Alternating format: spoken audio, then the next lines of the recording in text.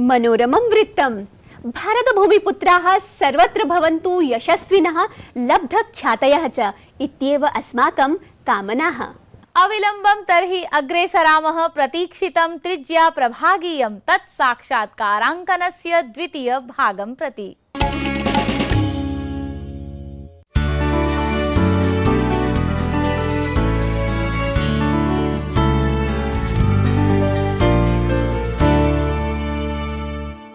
वार्तावल्याः साक्षात्कारक्रमे पुनरपि स्वागतमस्ति डॉक्टर सुधांशु त्रिवेदीवर्य।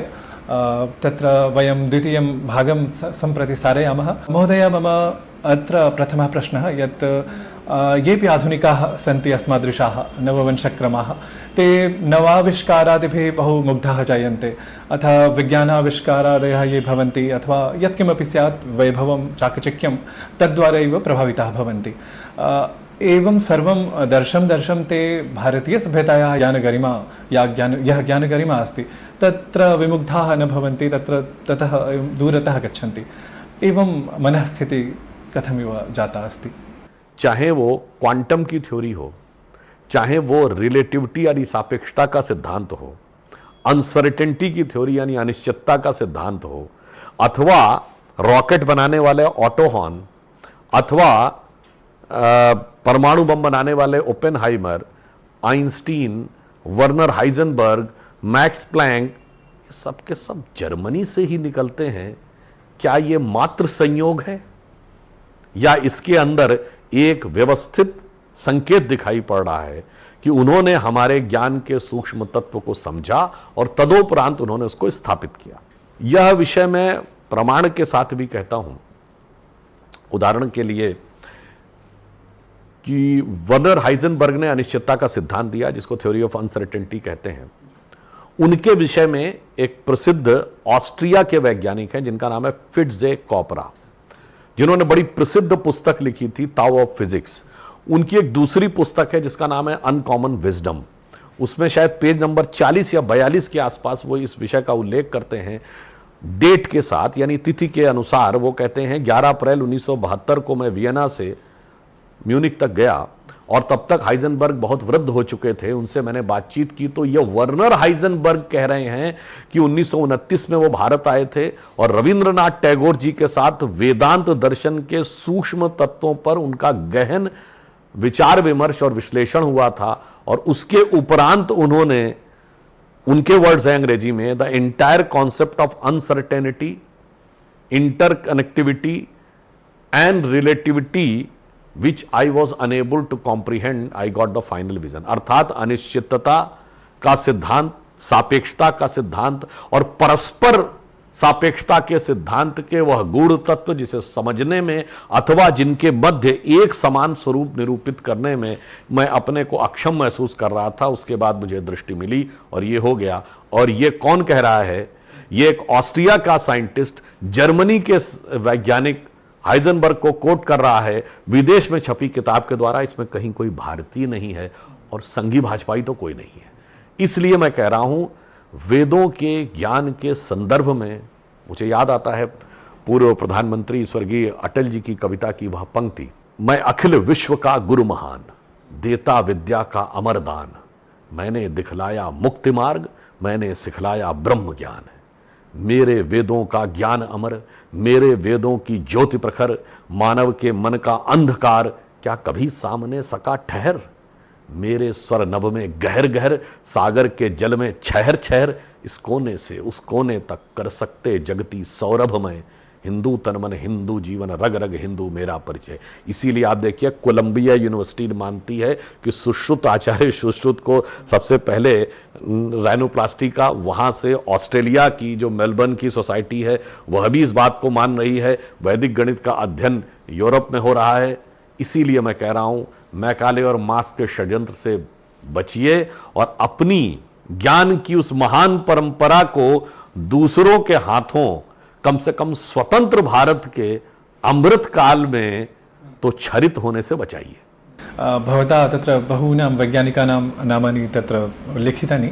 उक्तानि तेषु एव नामसु भवता कदाचित् कार्ल् सेगन् इत्यस्य अपि नाम गृहीतमासीत् व्याख्यानादिषु मया श्रुतमासीत् अतः नाम किञ्चित् विशिष्टं पुस्तकमपि अस्ति यत्र नाम विशेषसन्दर्भाः सन्ति तेषां विषये अस्मादृशाः ये सन्ति ते अपरिचिताः इव भवन्ति यत् पाश्चात्यवैज्ञानिकाः किं वदन्ति तदानीमेव अत्र ये सन्ति ते जागरिताः भवन्ति नाम जागरूकाः भवन्ति तर्हि ते तादृशानां सन्दर्भानां विषये अहं ज्ञातुकामः।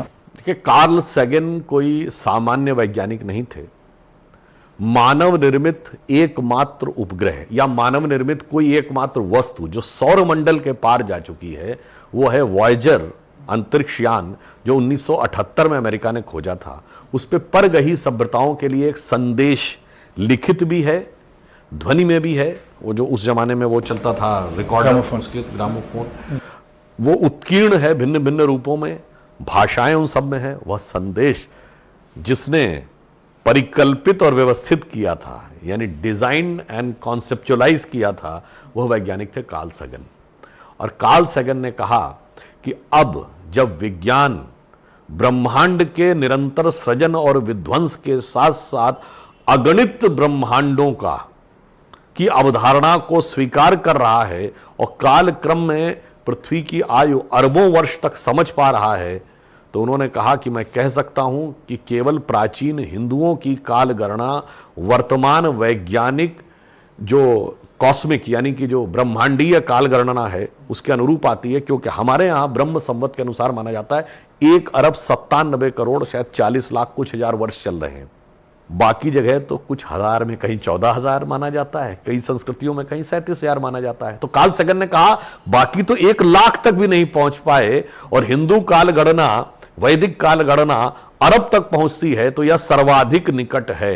पंच सिद्धांतिका में उसमें लिखा है कि यह पृथ्वी उसी प्रकार ताराओं के पिंजर समूह में अवस्थित है जैसे किसी लोहे के पिंजड़े के बीच में चुंबक का गोला होता है। यहां तक भी स्पष्ट लिखा, इसी आधार पर वो निराधार आकाश में स्थित है। इसके अतिरिक्त तो एक छोटा सा उदाहरण, हम सभी को यह पढ़ा दिया जाता है कि 9 ग्रहों की खोज किसने की? केपलर ने। Kepler's law of planetary motion. और हम सब ने जिन्होंने भी भौतिक विज्ञान या फिजिक्स का अध्ययन किया होगा 10वीं 11वीं 12वीं क्लास में, केपलर के ग्रहों के सिद्धांत को पढ़ा और केपलर ने सबसे पहले 3 ग्रह निरूपित किए।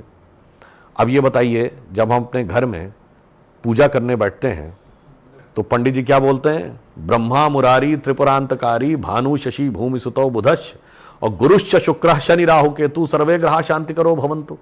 तो ये सारे ग्रहों के नाम केपलर ने बताया कि संस्कृत वाङ्मय में पंडित जी ने बताया? और इसमें भूमिसुत शब्द आता है मंगल के लिए, अर्थात भूमि का बेटा। और अब यह सिद्धांत आया है कुछ 100 साल पहले ही, ये विज्ञान ने माना है कि किसी समय एक बहुत बड़ा उल्का पिंड पृथ्वी से टकराया था और पृथ्वी का हिस्सा ही एक अलग हो गया था, वही कालांतर में मंगल बन गया जाके। ग्रहों की गति को लेकर यदि हम देखें तो विज्ञान की सबसे बड़ी खोज 20वीं शताब्दी में रही है, जब आइंस्टीन ने कहा कि यदि किसी भी कण की स्थिति आकाश में निरूपित करनी है तो सिर्फ XYZ नहीं, टाइम भी चाहिए। अर्थात लंबाई चौड़ाई ऊंचाई के द्वारा नहीं, आपको बताना पड़ेगा किस समय। और समय का सबसे उपयुक्त वैज्ञानिक और सार्वभौमिक मापक यानी पैरामीटर क्या हो सकता है, जो पृथ्वी पर भी लागू हो, किसी ग्रह पर या अंतरिक्ष के किसी बिंदु पर खड़े हो जाएं तो भी लागू हो, वो है ग्रहों की स्थिति, ग्रहों की पारस्परिक स्थिति। बस ग्रहों की पारस्परिक स्थिति तो हम मुहूर्त में देखते हैं। तो ये आइंस्टीन के चौथे डायमेंशन का सबसे वैज्ञानिक, सटीक और सार्वभौमिक निरूपण है। उसी को देखकर आप सृष्टि का सबसे बेहतर अनुमान लगा सकते हैं, जो हमारे यहाँ के श्लोक में कहा गया, फलानि ग्रहचाराणि तस्य सूच्यन्ति मनीषिणा को वक्ता तारतम्य से तमेकम विदसम बिना। अनेक प्रकार की इस प्रकार की हमारी वैज्ञानिक चीजें सामने हैं। उसके उपरांत में भी यदि कोई व्यक्ति इस विषय को लेकर बहस करना चाहे या व्यर्थ का विवाद करना चाहे तो मैं कहूंगा कि वो प्रमाद के कारण विवाद उत्पन्न कर रहा है। महोदय, मम अन्तिमः प्रश्नः यत् भारतस्य योगदानं नाम बहु वर्तते, सर्वं जगत् वस्तुतः ऋणी इव प्रतिभाति। तथापि नाम उदाहरणरूपेण चिरस्थायी योगदानं भारतस्य विश्वस्मै नाम जगतः कृते किमस्ति तत् कृपया ज्ञापयतु यदि भवतः दृष्ट्यां। सर्वाधिक महत्वपूर्ण भारतस्य योगदानं विज्ञान, धर्म, मानवता, समाजशास्त्र, विश्व, प्रकृति, ब्रह्मांड, परमार्थ सर्वेषां एकस्मिन् बिंदु समन्वितः अस्ति। नान्यापि अन्यत्र पृथक स्थिति कदापि न संभावित। सम्यक्। अतः विश्वेश्व सर्वश्रेष्ठा भारत धरा मदीया। सम्यक्, बहु शोभनं। जैसे किसी जमाने में लोग कहते हैं ना, सारे जहां से अच्छा हिंदुस्तान हमारे, अरे बहुत सुनते रहते थे, कहिए विश्वेश्व सर्वश्रेष्ठा भारत धरा मदीया। और भारत की उस विचार को अभिव्यक्ति कहाँ से मिलेगी? अभिव्यक्ति मिलेगी उस संस्कृत भाषा से। आदरणीय सुधांशु त्रिवेदीवर्य, अत्र भवता अस्मदर्थम् एतावान् समयः कल्पितः, तदर्थं बहुशो धन्यवादाः अत्र भवते। शोभनम्। रुचिकरः संवादः एषः सर्वान् ज्ञानार्जनाय उद्बोधयेत्।